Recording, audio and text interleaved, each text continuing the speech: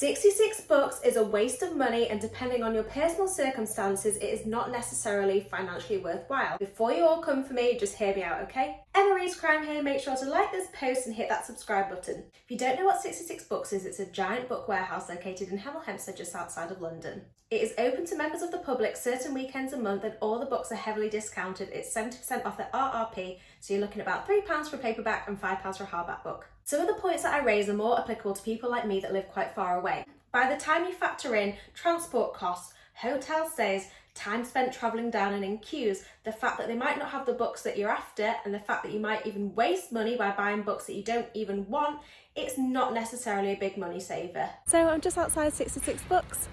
So excited. I live Liverpool way, so it was about a 400-mile round trip for me, which is about £60 in petrol, £30 per person split between two. 6:45 and we've arrived. It's like no queue at all, so we're just now waiting until it opens. Even though it opens at 9 AM, you're advised to get in the queue from 8 AM or before because it gets super busy. No way were we travelling down at 2 AM, so we ended up getting a hotel the night before, which came to £100, or split between two, it was £50 each. We spent about 8 hours travelling down and back, and a couple of hours in queues as well, so that was 10 hours in total, travelling and waiting in queues just to get some cheap books. And I know that these 10 hours didn't technically cost us anything, but I really do believe that time is precious and should be really well spent. Luckily for me, I went down with my friend and we spent loads of time chatting, and we had a really nice time travelling down together and waiting in those queues. But if you go on your own, just really think about if it's worth the time. Because we travelled down and stayed over, we didn't have access to a kitchen, so I ended up spending about £50 on 2 lunches and an evening meal as well. Before I go on to what I bought, how much I spent and how much I saved, let me show you what it's like on the inside first.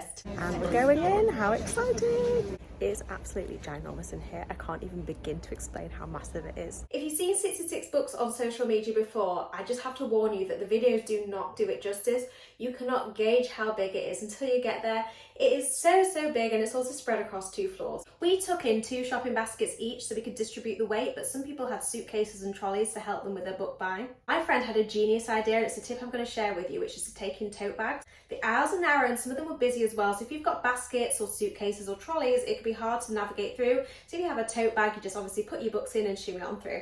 It is so amazing in here. There's so many books, but it's very overwhelming. This is definitely the kind of place where you need to go in with an open mind. I had in my head I wanted to get a Chris Carter book, but I've not seen any of his, but I've seen so many other fantastic books.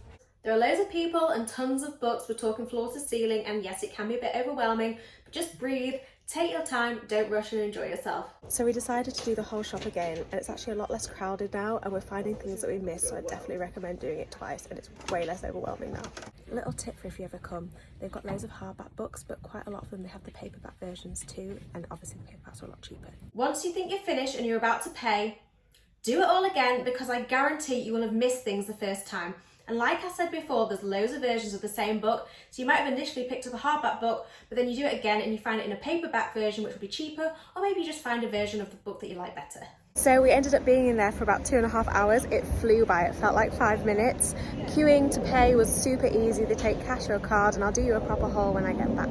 So here are the books that I bought, which I posted on my @EmmaReesCrime TikTok account. I was super strict with myself and I only bought books which I had on my wish list. I bought 13 books in total, which came to £40.66. £2 of this was a membership fee, which you can sort out while you're there.